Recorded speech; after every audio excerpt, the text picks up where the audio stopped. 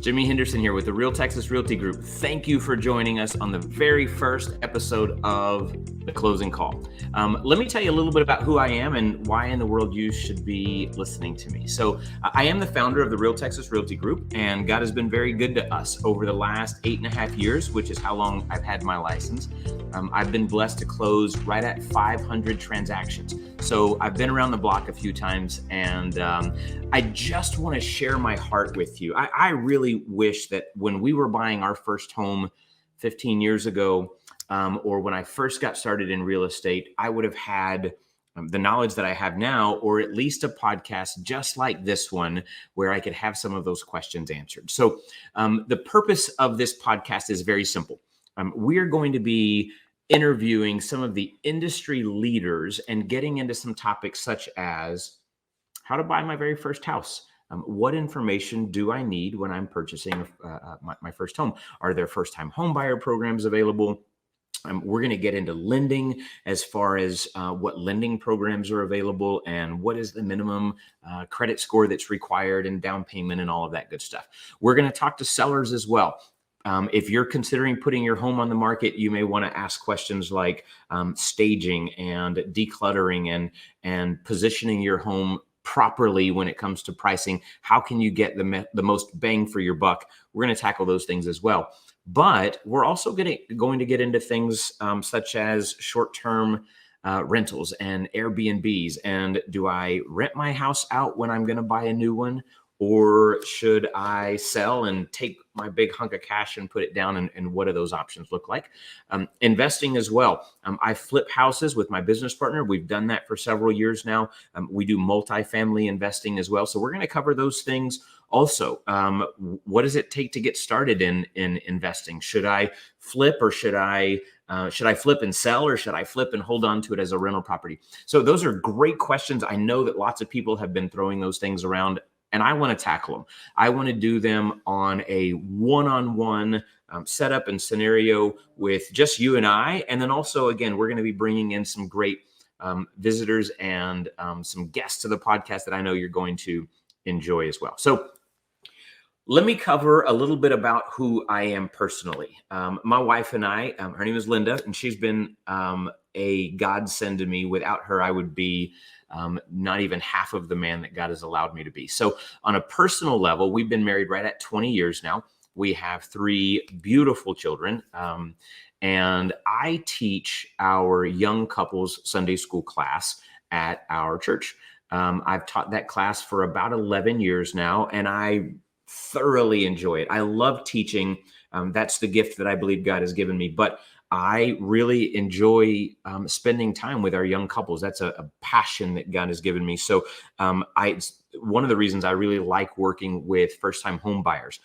So we teach that Sunday school class. We're really big on events and game nights and that type of thing. So we will host right here at my house game nights, and we constantly have 40 or 50 people just running around here, and little kids playing with my dog Piper, who's asleep around here somewhere. She was here a second ago.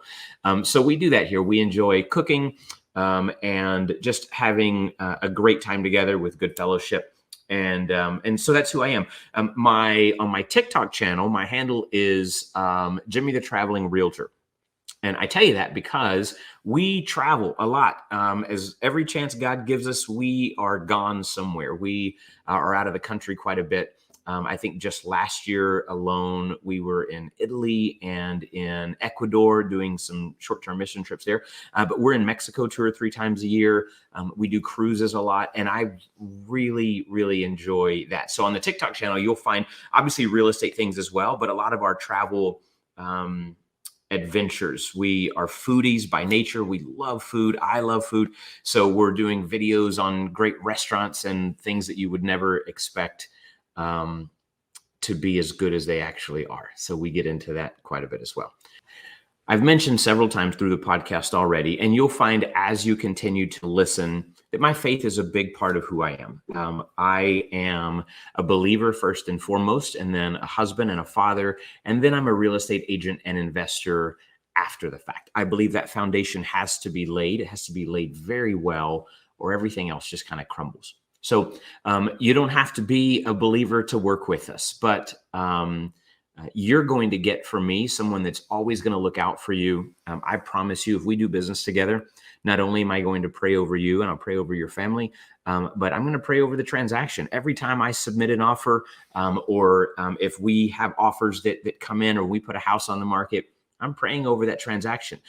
I know that the Lord has shown me over and over in my personal life and my professional life that when his hand is on things, they turn out so much better. And I'm not going to tell you that God comes in miraculously every time and, gets us the offer when our numbers are trash. But it's happened. It's happened a couple of times. I'll probably have some people that'll be on that'll tell you that without God's intervention, there's no way that they would have ever won the offer and the bid on some houses and stuff. God does great things for us. So that's who I am, and that's kind of what it's like. I remember talking with another agent who does far more business than I do in the market that I'm in. Definitely one of my mentors from the time that I first got in the market. And he's also a believer. And I went to him and said, look, I want to be vocal in the fact that I'm a believer. I want my faith to be a big part of that. I want to include that in my marketing, and not as a gimmick or a ploy or a strategy, but I don't want to hide that. I want to shine that light every chance I get.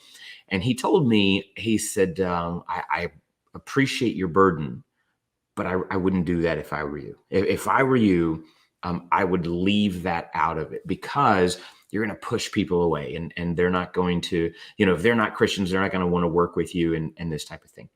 And while I certainly understand that point of view, I wrestled with that for a while, again, because when I first got started, I really looked up to him, and I still do. Wonderful person. But I really felt the Lord was leading in a different way. And, the Bible talks about believers not hiding their light, and says that it says a city that is set on a hill cannot be hid. And I really just feel like I want to be open about that. I want everyone that I come in contact with, whether they are clients or colleagues, people that are on my team, or other strategists that I work with, they're going to know within just a couple of minutes that I'm a believer. And that's a big part of who I am. I'm not going to hide that. I am blessed to be able to have a platform where God allows me to speak to you about real estate and investing and all that good stuff, but at the same time, share my faith. And I think if I have been given that opportunity, I'm going to take it. So that's a little bit about who I am and what this podcast is about.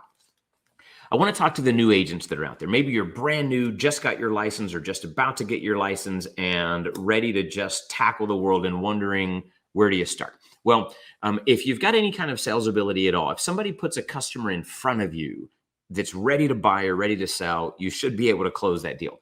But the biggest part of being a successful real estate agent is actually finding your customers. Where do I get that customer from? If somebody's going to cherry pick you, that customer, and hand them to you, then they're also going to take a big hunk of your commission, because that's the biggest piece of this. So if you're just getting started, what you want to do is surround yourself with people that are going to lead you and guide you and encourage you.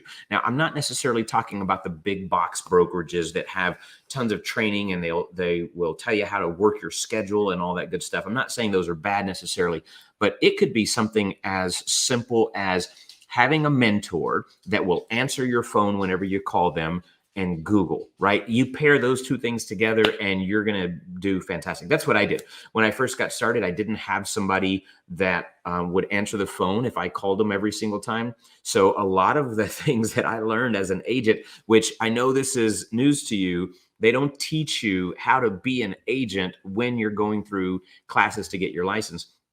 And so Google was my best friend. I was asking things like, hey, Google, who pays for the title policy in Texas real estate, or how much should my option fee be, and those types of things. And you kind of fake it till you make it. There were several times that I was on the other end of a deal, and if I had the right trust factor built up with the other agent, I would tell them, I'm brand new. Like, this is my first deal. This is my third deal. And I would love it when they would say, no way, I had no idea. You've really got your stuff together. And I'm, breaking my arm trying to pat myself on the back. But if you've got that trust built up, then you can let an agent know. And when you've got a good agent, that unfortunately not all agents are good agents, but I feel like most of them are, they're going to say, no problem, I got you. I'll help you out with that. I do that. If you're a new agent and you're on the other side of my deal, so whenever I have a new agent on the other end of my deal, I love it. Not because I'm going to take advantage of them by any means, but it gives me an opportunity to pour into them and to teach. And I love it when new agents will trust me enough, and usually they will. They'll get on the other phone, on the other end of the phone, and say, I don't know how to do this, or I've never done this before, or like, what did it mean when you said that? Right? I'm always going to take the opportunity to explain that to them and kind of lay out both sides of the scenario. Of course, I'm not going to negotiate for them, but I will give them as much knowledge as I can and then let them make that decision. I tell almost every agent at the end of the deal, hey, if you need me going forward, even if we're not on a deal together, come find me. Call me, text me. I'm going to be there. I'm going to answer those questions for you. So, but getting back to finding customers, I am not opposed to buying leads, but I will tell you that is very much a slippery slope. When you start buying leads from, the big players out there, rhymes with pillow and starts with a Z, those types of things. They'll give you the leads, but it's the whole adage of, buy a man a fish and he eats for a day, but teach a man to fish and he'll eat for a lifetime. So that's give you a lead and you'll close a deal today, but there's really no organic growth going on with that. And I fought that battle for a long time. When I started, I bought leads, but I have an agent on my team right now. And I'm sure you'll meet her coming up as soon as we find the opportunity for her to do one of our episodes, that she was the rookie of the year in our brokerage last year, her very first year in real estate. She closed 18 deals, really 25 deals, but 7 of those deals were one. It was a land deal where they were several different lots that were close together. Technically, she did 25, but in real life, she did 18 deals last year and didn't buy a single lead. Came close to closing $100,000 in commission and didn't buy a lead. She just worked the heck out of her sphere of influence. She really tackled social media and she just gave it all she had. And I was very honored and blessed when she joined my team. To be honest, I thought she would blow me off and say, I'm coming for your position as one of the top agents in the brokerage. How dare you assume that I would join your team? But after a few visits, she said, hey, let's pair up together and let's do this thing. So I'm super excited to have her. So she's just proof that you don't have to buy leads. Just be active. Tell everyone you know I'm a real estate agent. Put it out on social media. You hand your business cards out to everyone that you know, and take advantage of these free opportunities that you have on Facebook as far as doing your own videos and TikTok or YouTube. Put it out there as much as possible. You're never going to be too exposed, and you never know when dropping your business card off at the local donut shop can get you a phone call. And one deal turns into another and turns into another. And before you know it, if you do it well, then you're going to have a successful real estate career. So, so be active. Activity, I feel activity is going to breed progress, which will turn into deals. And the more you work those deals, the more deals you have. Be a good person. Be a good person. You wouldn't think that I would have to tell you that, but being a good person goes a long way. And I'm not talking about putting positive vibes out into the universe. That's not what I'm talking about at all. What I'm talking about is be kind and be gentle and be understanding when you talk to other people, because it's not always about the dollar. It's not about closing the deal every single time. There will be times that you will talk to somebody who wants to buy or wants to sell. And even though the salesman in you will tell you different, the good person in you should tell you, I need to let them know that now is not the right time for them to buy or sell. I need to let them know that they already have a better deal than what I can offer them. And when you do the right thing, they'll remember you for that. And I feel that God's going to bless you when you do the right thing in spades. It'll come back to you 100-fold down the road. In addition to being a real estate agent, I'm also an investor. We started investing in real estate personally in single family rentals. It's probably been about 2 or 3 years now. We've got a decent sized portfolio outside of the Fort Worth area. I was able to buy a bundle of houses from an individual who had been investing for years and years and years and was starting to sell off some of his houses. And I started by buying one rental property from him. And then he came to me later and said, "Hey, I've got 6 more rental properties that I'll sell you as a package if you want them." And it just seemed like the Lord was answering prayer and it all lined up for us. So we bought those and we've been doing quite a bit since then. So, a lot of people know that real estate for a very long time has proven to be a top performer in the investment world. And so naturally, when you're getting into investing, single family real estate makes the most sense. And as you graduate and as you become a more savvy investor, you're more comfortable with investing in real estate than multifamily real estate. That's the apartment building. That's the brass ring. That's the golden ticket. That's the big dance. And I can help you get there as well. But I can also help you get started with purchasing your very first home. So there's several different methods to go about that. A lot of times people will buy a house and move into it as their primary residence, knowing this is a 2-year deal for us. We're going to remodel as we go. We're going to fix it up. We're going to hopefully ride a little wave up as the real estate market upticks. And then in a couple of years, we're going to recognize the fruit of our labor in the upgrades that we did to the house, plus the market has picked us up, and then we're going to sell and we're going to take the profit that we get and we're going to pour that into the next house and we're going to do it again. That's a great way to do that. You get tax benefits when you live in the home for 2 out of the previous 5 years as your primary residence. So you're not going to pay property gains tax. Usually always check with your CPA first, but you're going to have tax benefits when you do it that way. I didn't do it that way. We bought our very first our very first flip. There was a lady who came to me and said, "Jimmy, I want to sell this house," but she had no money. And overall, the house was in pretty decent shape, but it had no floor. The carpet was trash when she got it, and she'd ripped the carpet out, so it was bare concrete. And somebody had stolen the outside air conditioning unit, and she didn't have the money to put it in. So, in order to get financing in Texas for a single family residence, you have to have some kind of flooring and you have to have some sort of air conditioning system. And I said, "Look, you need to spend a few $1,000 or your only other option is to sell it cash to an investor who's going to want a deal." And she said, "I'm okay with that." And we had been talking about getting into flipping for a while. And we said, "Let's do it. Let's give it a shot." So I made her an offer and we negotiated back and forth a little bit. And we bought our very first rental property and or flip house. And I tell you, it was the worst thing in the world because it was so easy and it was so quick and we made money on it. And then I thought all of them were going to be this way. And that was not the case. But we came in and we put some new carpet down. It had been freshly painted. We changed some ceiling fans out. I think we did put granite countertops in, put a new outside AC unit. And that was it. And it took us about 2 weeks or so and went on the market. We got multiple offers on it. And, we made a decent amount of money on it. And since then, I think we've probably flipped about 50 houses. And so I can help you with that. We'll talk about flipping here a little bit more on the show. We'll get into things like what types of upgrades are going to bring you the most amount of money. Where do you want to spend that money? How do you find your contractors and that type of thing? So we'll definitely get into that as well. And then later on in a later episode, maybe you're ready to take that next step in investing and are looking to get into some commercial real estate or multifamily deals or apartment buildings. And I can help you out there as well. So so I don't want to dive deep into all of those things because then you'll have no reason to come back and watch any of my other episodes. So I just want to whet your appetite a little bit, let you know what you can expect when you're watching this podcast and what you're going to get from us.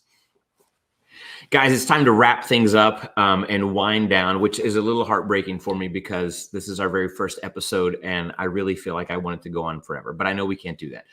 So We've covered some things on what you're going to expect with the Closing Call podcast with me, Jimmy Henderson. We're going to get into things again like buying your first home and how to sell your house for the most amount of money possible. We're going to talk about investing. We're going to talk about single family investing, flipping houses, holding houses to rent. We're going to talk about what the current market looks like with inflation in real estate, investing in multifamily real estate. We're going to interview some of our partners that can bring in a wealth of knowledge that know way more about these specific topics than I do. And we're going to do it in a way that hopefully is easy to listen to. Obviously, very low pressure, no, commitment calls and these types of things. I want you to feel like you know me. And I want you to feel comfortable with me. Hopefully in the future, we'll be able to do business. And I would love it if you come up to me and you shake my hand and you say, I feel like I already know you. And maybe, ask about my wife or my kids and how things are going. That's the platform that I want to put out. And hopefully we've done a good job there. So I appreciate you taking time to listen. I know that you've got other options. So do me a favor, like and follow us below so you'll be notified of upcoming episodes. We'll do the best we can to put schedules out there so you know who's going to be on the show and what we're going to be covering so you can tune in and catch that information. I really appreciate you watching The Closing Call with me, Jimmy Henderson. Have a blessed day.